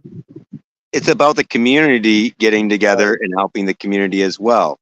And it doesn't mean that the help will necessarily go away. It's changing the way that it does. Okay. And so, like, when I say that, like when the tornado hit St. Peter, man, my dad got a group from Honeywell and went down, and we helped take care of people. We helped clean up the debris and whatever else. We were there before the state was, you know? And that's the type of thing that Minnesotans used to do. There's groups that I went with to go feed the homeless in Minneapolis before there was certain programs. You know what I mean? It's not that these things won't exist. It's how do we address the problem and how do we do it best? Is government doing it efficiently? Obviously not. They're laundering money. Their billions of dollars ain't going to you guys. You know what I mean? And so I do agree limited government doesn't help the poor. Neither does big government that launders money. Right. And this is the point that I wanted to make about this comment, though, is the difference for me that I get to take of the conversation that I've had with Republicans, and we talk about the limited government, the small government. I won't call it limited, small, is the fact it's about self-sufficiency, right? It's not about anytime you get into a situation, you run to the government and ask for help. It's about you picking yourself up, and being able to do it yourself, right? That's what I don't see enough of, because we got that victim mentality and not that victor, because we always feel like we have to go to somebody to get help. And what's crazy, Rev, I do this. You've helped me. You've helped. You know what I'm saying? You've helped me. I've literally had to go to the government, and that wouldn't help us, but they would literally help people that were coming from other countries that me and my wife both had jobs. It was the fact that I was a criminal. I have a criminal background. That they wouldn't rent to me, or the fact that we were 12 points under what they wanted for credit scores. It was never about not having enough money. I've been working and having money the whole time I've been doing this. It's the fact that people would, and just like if nobody's seen the story about Marvin Haynes the other night on Fox 9 of how he was exonerated, and they brought up his criminal record, which he has none because he was exonerated. So we have issues, but nobody wants to talk about them because of the simple fact that when you have these conversations with voters, they always bring up these other things about Republicans. And at the end of the day, I really can't disagree with them. But I sit here be trying to change people's minds, because at the end of the day, we're indoctrinated to believe that the Republicans are the worst party, and voting Democrats is the lesser of evils. And when I say limited government, you know where you start? You start with the state or federal government. Okay? Because, like, I don't know, the CIA's been running black ops for how long? The Pentagon hasn't passed an audit in how long? You know what I mean? They almost got audited on 9/11, but then that went away. That's the type of stuff also I'm talking about. We don't need to be having these foreign wars. We don't need to be sending money overseas and helping out people from other countries when we can't even take care of our own citizens. Our citizens need to come first. And it is individualism. However, we also need to build up strong communities, right? Because your community should be there for support as well, where you are building each other up. You know, get back to that sense of, you know, if you're sick and you need your neighbor is willing to take your kid to school, that's okay. You know, but then vice versa. It's that you succeed together. It is individualism, but you also need that community cohesion. They've divided us purposely so much that we don't trust our neighbor. We don't trust the person down the street. We can't even walk down the street without being strapped or whatever it may be.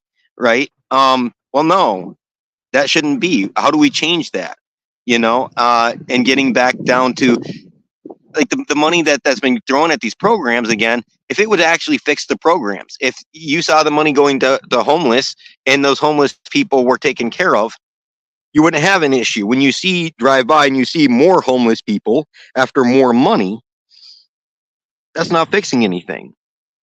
And so how do you get the money to the right people?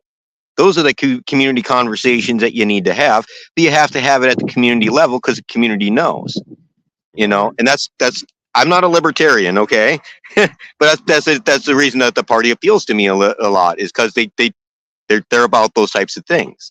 Right. You know, I'm not a libertarian, so I don't speak for them, but that part of the party really appeals to me. You know, I think they have their own issues, but I think that type of mentality where we can also look at positively what we can do and actually really address the issues and change around our mindset based on best practices. Because if history says that we were doing it wrong, then maybe we should look at how we're doing it. We're doing it. Section 8, okay, for one example.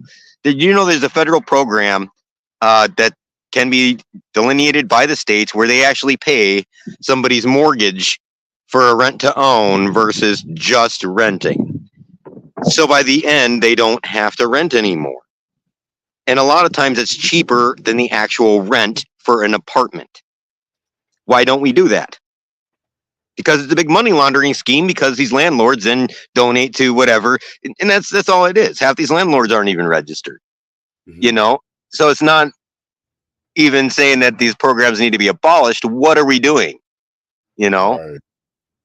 Exactly. Well, I wanted to get your thoughts on this video that I found this morning. I wanted to know what this is. So it's about 6 minutes long. And we're going to leave off with this, but I want your thoughts. And then, it's to me, I thought this was really important. But that is a second term decision bandwidth, not a first. You're not going to continue to lie and bomb and kill all these kids without facing serious consequences. But that is a second term decision bandwidth, not a first term, So we can't say now because they'll probably lose support from the Jews. Enough support that we can't get 270 electorals. So there are political calculations that are being made that I'm not making. There, whether how do you I didn't win again. You could be much more right about saying no. Like there's such a political risk to even say what Biden said earlier this week. Like we're not going to give you more bombs. We're not going to supply the weapons and the artillery shells used. The Pentagon confirmed a U.S. shipment of 3,500 bombs was paused. So he has to keep things quiet for now. Yeah. Are you under Jake Sullivan? Like right under him? So he's the national security advisor. My boss is the deputy national security advisor, but she's the deputy national security advisor for cyber. Cyber has become so important that we have a deputy who's and so I'm under her.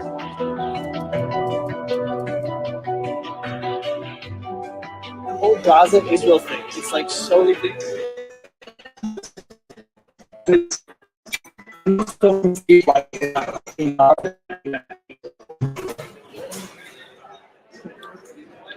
You're not gonna get me, but what do you mean?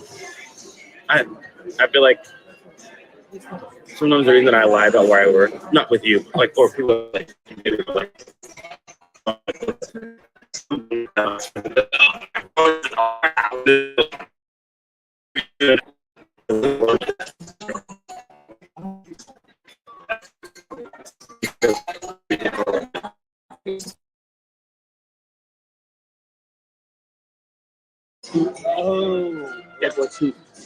even before that, the Balfour Declaration, which gave Israel its first start in 1984,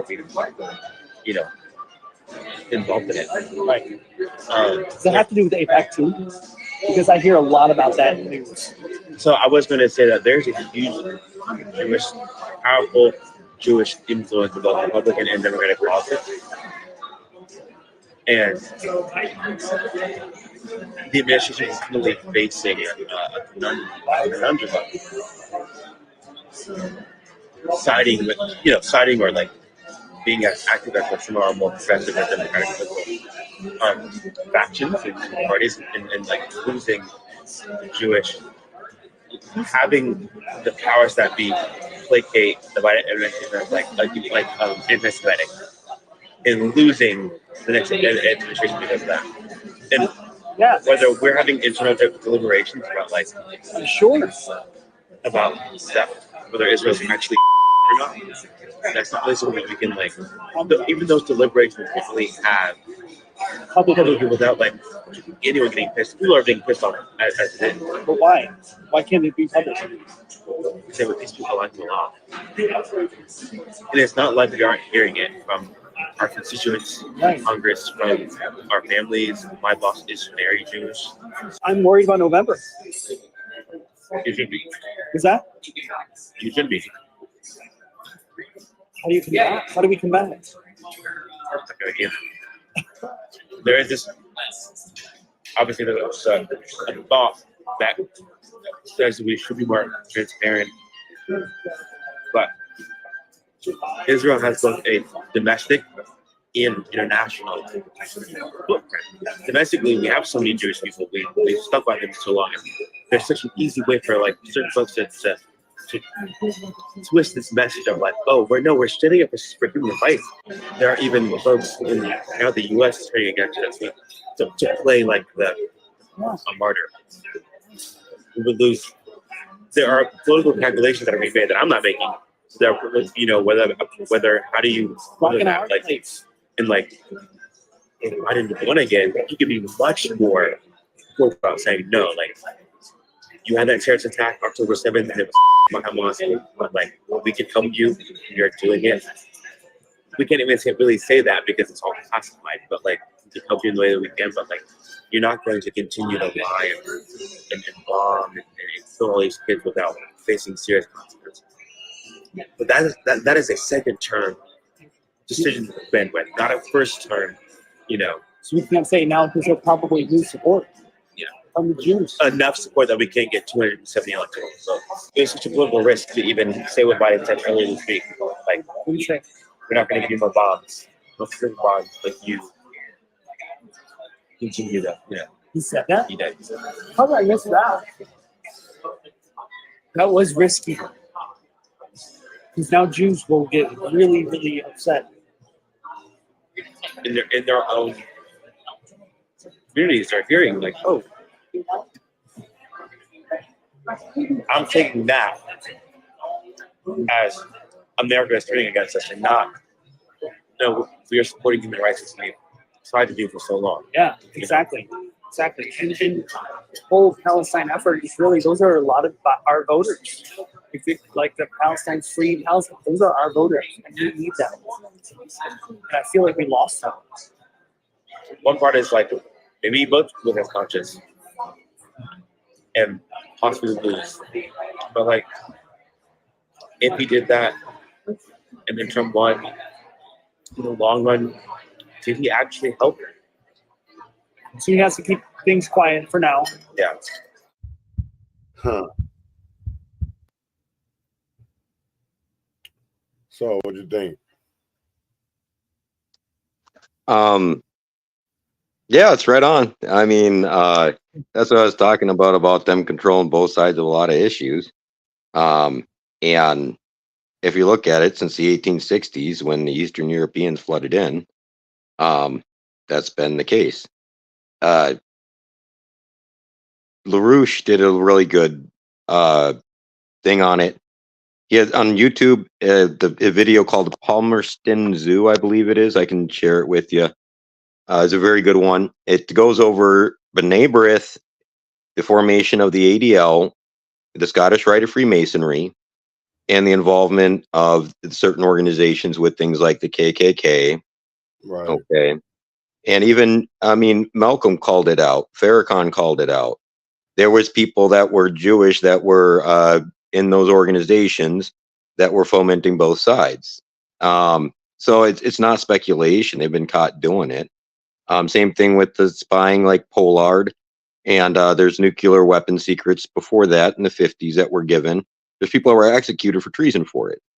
All I'm saying is you've talked about the Somali influence. You don't want any foreign influence in your state.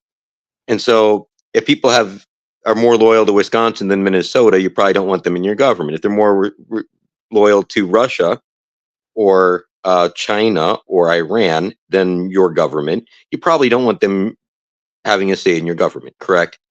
That's my view on it. So JCA actually is the one group that I was talking about that was up there with Taryn about with the reparations stuff. It just gets interesting because they're controlling both sides of a lot of narratives because they're also controlling the Zionist right. And you can see that here in Minnesota. I mean, Walter won't even say anything about them. Tom Petters is the one that said the Sabes family runs the mob up here. They have the Jewish Community Center in St. Louis Park that's named after them. Okay, but they, if you look at their history, they were in charge of the gaming on the reservations. Okay, through a gaming commission or company. Look at Mark Sugarman, Myron Sugarman. Sorry, the last Jewish gangster, and he tells about how they basically went on the reses to escape the mob stuff because their reses are their own countries, they're their own governments. And Lyndon LaRouche went over that too, including the ties in Minnesota. He didn't name the Sabes family, but you can put two and two together. They also ran operations for both gaming and strip clubs, stuff like that in Minnesota. One of their security guys or main guys, whatever, was part of the Gambino family, and he got caught up with some stuff. So I mean, like, yeah, it's probably still going on. Look at Luger, look at Frey, who go there to the JCC up there. And I'm not saying it's all fraud, but we've seen enough fraud where it's starting to look like they may need to be looked into as well. You know what I mean? That's the reason I say we need to not get too crazy on either side. There's reasonable solutions in the middle we can sit down and talk about. But they want to control the narrative, and then we got to get that out of there. Whether it be whoever politically that has money behind the scenes, right? But there's a way to do it where the people have the say. On the Nova stuff, I can share something real quick here. I'm gonna share. Oh, I'll let you do what you have up on the screen, and I'll share.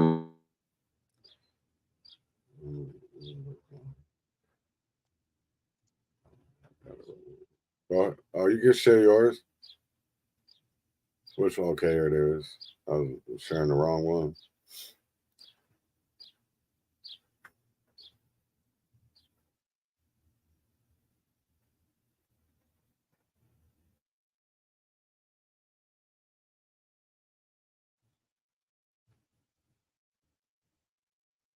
You're muted.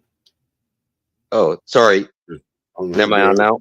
So this is screenshots from their Facebook from the Nova Music Festival. This was a week ahead of time. Loving missiles or rockets. The Rocket Festival program, they were crying about it, mad about it afterwards. And then if you go to their website, which I have right here, and I've also posted screenshots about it.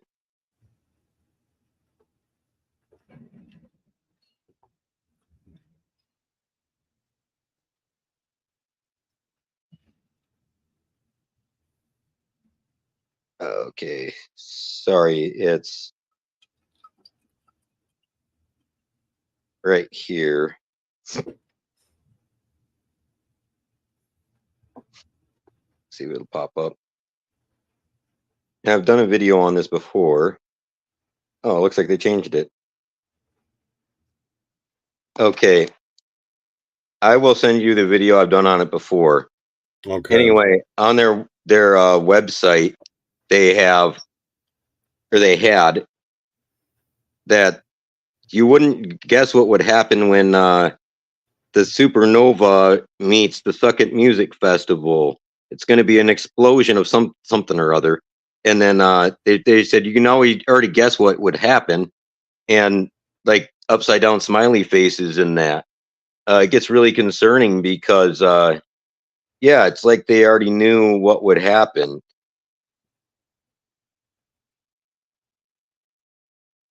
Right. I to me, it's yeah, damn. That's I don't even know what to say to that shit.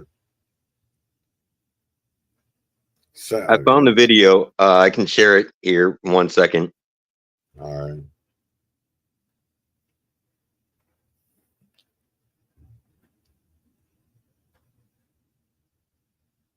That's crazy. Yeah. So if you're a city employee today, they got a free meal down at the City Hall for the 4th annual George Floyd Day of Remembrance for all city Minneapolis employees.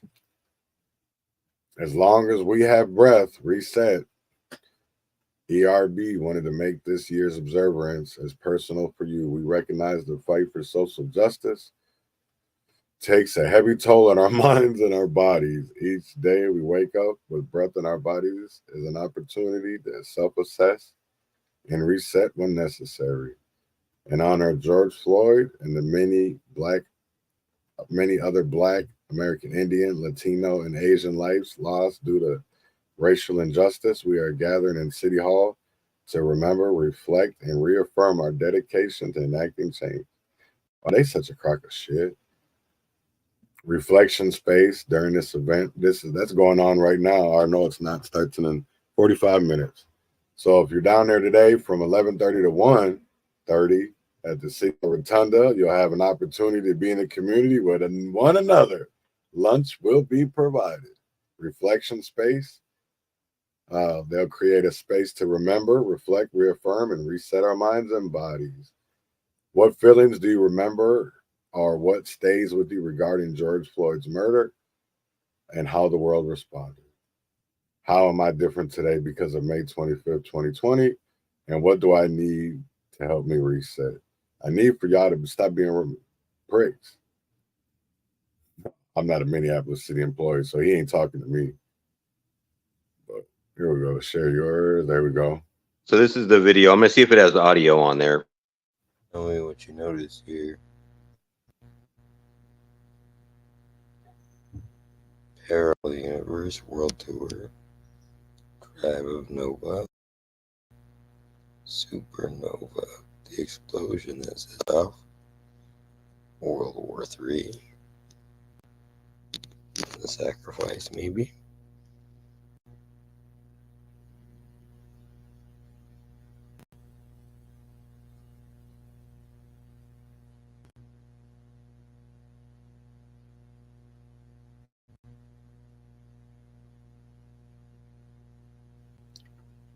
There's no sound.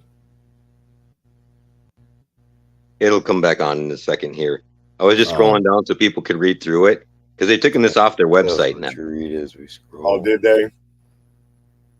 Oh, that's what you were trying to show that they had taken off? Yeah, because it gets interesting down here at the bottom.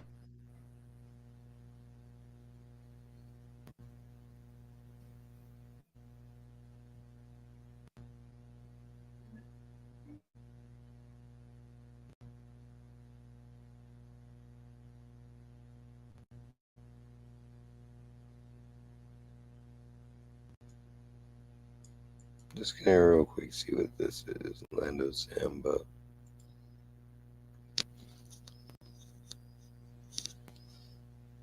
But you see on there the parallel universe, the explosion.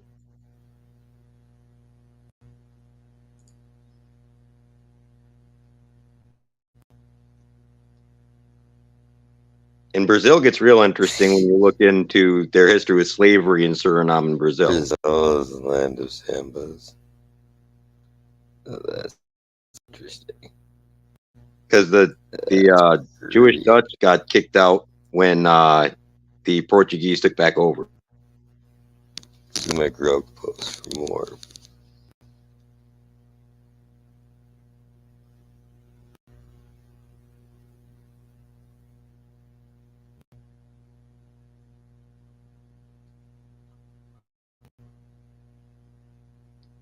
You can already imagine the results, or perhaps not. An explosion. Immense burst of light. It's all a psyop, folks. So, yeah, they had some interesting stuff on there. Let's put it that way. And then those notes about the rockets and wanting a chair in the air and all that. Right. Boy, if y'all motherfuckers don't wake up and stop saying y'all woke. It's been an impactful episode. It's been a long one. I hope we didn't bore you guys too much. I hope it was very insightful. I hope it was informative. I hope people take stuff away from this and ask questions. Ask how we can make a difference. You know what I'm saying? Because we don't have to wait for another election. We don't have to wait until November. We can do it now. So if you would like to be involved, hit us up. Reach out. Because we can't do this alone. You know, we can come out here and put this information out here. And I love doing it. I love to expose their lies, right? With truth. Since they want to call it truth, but it's really lies. That's what I'm here for. That's what Robert's here for. That's what Reverend Tim Christopher, so many others, Nikki, Miss Nikki. I know that's one lady that I know she done been through the trenches, man. And I will always stand with her. There's a lot of people that are behind the scenes and don't get the credit that they deserve or the recognition that they deserve for the work that they do. Because we got too many fake and fraudulent people ahead of them. But with that being said, man, I hope everybody has a great Wednesday. Enjoy your hump day. Tonight is game 1 of the Western Conference Finals. Minnesota Timberwolves and the Dallas Mavericks. So that starts at, I think, 7 o'clock. I got to work, so I won't be watching it. But I hope y'all are out there enjoying your day and enjoy the weather. We had storms yesterday, but hopefully it won't be like that today. So win or fail, freedom or jail, heaven or hell. Wish me well. Y'all have a great one. Very conservative.